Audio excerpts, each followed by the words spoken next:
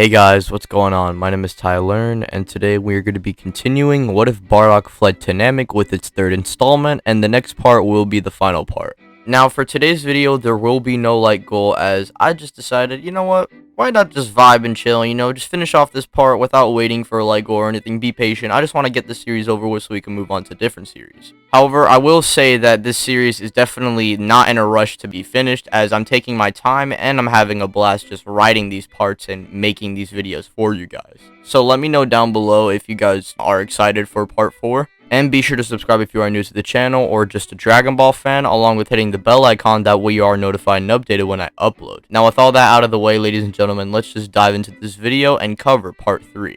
Hey, collecting rings like I'm Sonic. Bitches wanna party. My wrist getting heavy, so I got 'em on a diet, yeah. Flex like I'm Hogan. Hey, yo, he's coming over. We respect.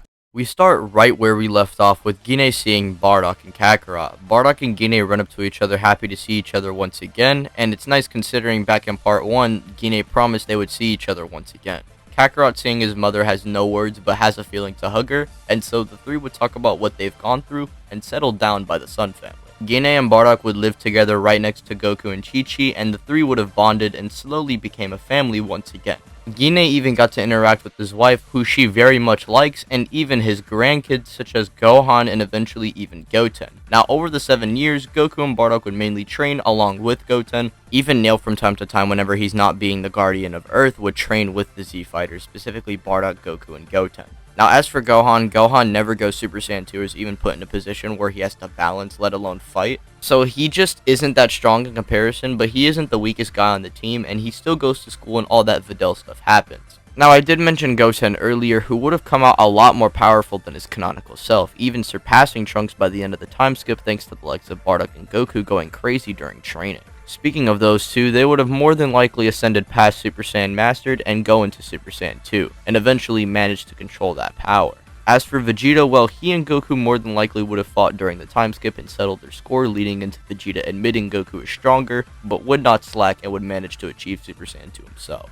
And although he's weaker than Goku and Bardock by this point, he would be at least in the same class as them, which would satisfy him more than enough. He and Trunks are in a good spot, as well as his relationship with Bulma. Trunks would be a lot stronger than his canonical self as well, due to Vegeta being down to train him, but Goten is just stronger than this version of Trunks anyway, thanks to Goku and Bardock training. Now, we would move on to the World Tournament Saga, which the setup is the exact same, except obviously no dead Goku, and we see Goten win the Junior Division, Nail being intimidated by Shin thanks to his Piccolo and Kami side, but not backing down due to 1, not only being way more powerful than this version of Piccolo, so he's not going to be weaker than Shin in this timeline, and 2, for the sake of his Piccolo and Kami side, he does want to impress the Kais. And Shin decides to show off as well to see what this Namekian is capable of, with Nail and Shin initially going evenly at it. However, when Shin reveals that that was his full power, Nail would reveal his full power. Nail at this point should be stronger than the Gohan that was flexing off his Super Saiyan 2 against Kibito, which did catch Spopovich and Yamu's attention, so in this timeline they are going to be doing the same thing only to Nail, and they are going to be draining his energy while Shin restrains him. And after he heals Nail and explains to them what's their real goal, they would then go to Babidi's hideout and try and stop him. Deborah still kills Kibito, but this time spits on only Krillin due to Nail being fast enough to dodge the spit and then getting a kickoff on Deborah. Deborah manages to survive this attack, albeit with high difficulty, and this was just a casual Nail, and Deborah would then head into the hideout with the Z fighters pursuing after him.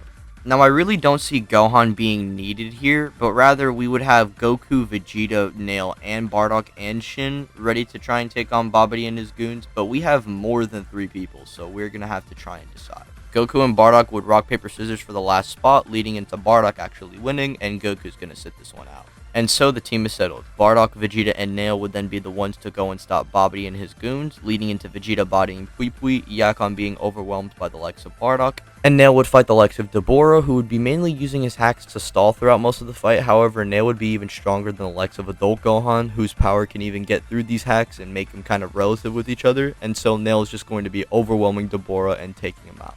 And with this Vegeta already getting his character arc, meaning no Majin Vegeta is going to be happening, Deborah can't even try and attempt to escape, but rather just tries to win the fight. However, it just doesn't work in his favor, and Nail would finish him off with a Masenko. After this, Bardock probably destroys the Babidi hideout, and if Babidi tries to escape, Shin would probably just put him down and Bardock can go and kill him. Regardless, the Buu arc just ends before he even comes out of the egg, and after this, the egg is taken to the Supreme Kai world, And Shin, as a way to show appreciation for what they've done, asks if they would like to train on the world of the Kais. The Saiyans wouldn't be too interested in this, considering Shin was just so much weaker, so really what's the point in training in some, divine field? Nail, however, would go to train since Piccolo and Kami think this to be a great honor, and Nail himself is down to get a lot more powerful, especially if it means Earth is being protected and this being a way to catch up with the Saiyans. And it'd be kind of fitting for a god to actually get some training from another god. And so Nail would train in the realm of the Kais and would pull out the Z-Sword relatively quickly and release the Elder Kai. Probably like a couple days or weeks of training at best. And just like Gohan, Nail would achieve the ultimate state, surpassing the others by this point. And so, for the next 6 months, everyone would be training casually and chilling on Earth, and that is when Beerus wakes up one day and questions about a Super Saiyan God. He would go to Earth this time to find both Goku and Bardock, who both defeated Frieza, and they would have no idea of this Super Saiyan God. And they would be on Bulma's boat, by the way, since they are celebrating her birthday still.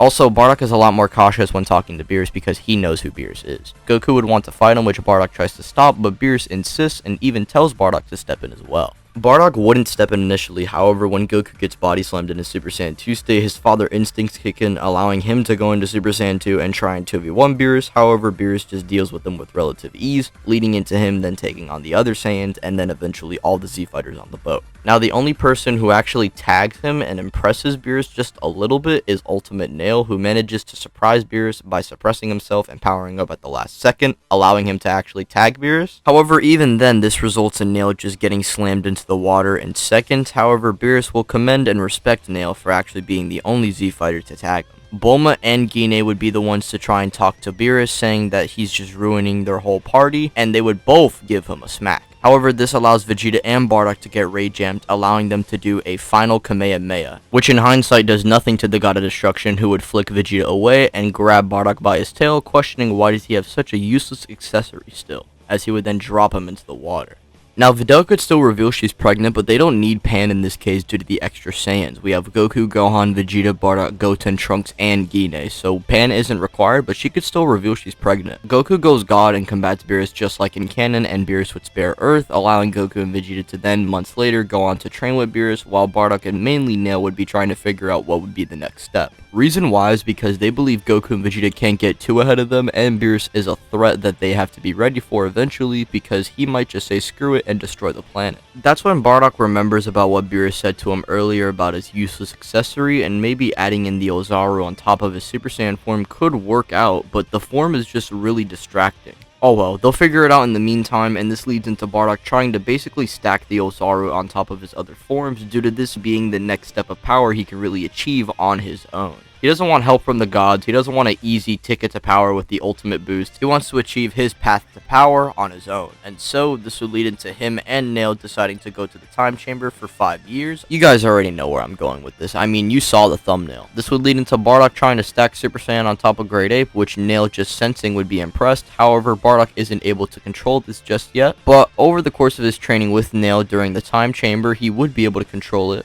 via like Nail and him doing some mental training to prepare Bardock and allow him to gain control. And then one day, while sparring with Nail using this form and being able to wield it, Bardock feels like he can go even further beyond, and so he does, with Bardock powering up and then blinding Nail in a red flashing light. When the light dwindles away, Bardock emerges into his Super Saiyan 4 state, and I know this form isn't canon! Leave me alone, man. This is not only the one what if where I can have the actual SSJ4 transformation in with it making a little bit of sense, since at least Bardock has a tail and has 3 years to try and achieve strength in his own way, try and get this form. And not to mention, the Mystic form was something I already had for my future Vegeta what if, and I'm not going to incorporate that for Bardock. And while the God forms are clean, there are a lot of what ifs with Bardock alive that do this. So not only did I want to do something a little different, I just feel like the other forms are just kind of lame in comparison, and not to mention, it is definitely possible since Bardock has the requirements for this form. If you want to be like, oh, I'm not watching because it's not canon, well, go eat a fucking jar of mayonnaise and shut up, bitch. I don't give a shit. Oh my god. God, I hate when people complain about that shit.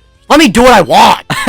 Alright, so Bardock and Nail would emerge from the time chamber being way more powerful than before they went in, and like in canon, Goku and Vegeta would be training on Beerus' planet. And let's say while they were in the time chamber, King Cold and his forces would arrive on Earth, getting the Dragon Balls and reviving Frieza like in canon, and having 4 months to train. But only this time, Frieza has a training partner. 4 months later, Frieza and King Cold's forces would then arrive on Earth with Bardock leading the Z Fighters, with Bardock telling Frieza he's going to send him back to Hell once again, and King Cold can join him this time, as he then powers up, with Bardock trying to take on Frieza and King Cold and Nail fighting, while the others are taking on the Frieza goons. Tagoma and Shisami aren't going to be nearly as powerful as they once were in canon due to King Cold and Frieza mainly training with each other, and so Krillin and Master Roshi and Tien would mainly use their hacks to get the jump on them, such as the Tri-Beam, Solar Flare, Mafuba, Destructo Disc, etc. All those techniques would be more than enough to overwhelm them. And as this is going down, Nail and King Cold are scrapping with each other, with King Cold being pushed to the edge and Bardock pushing Frieza.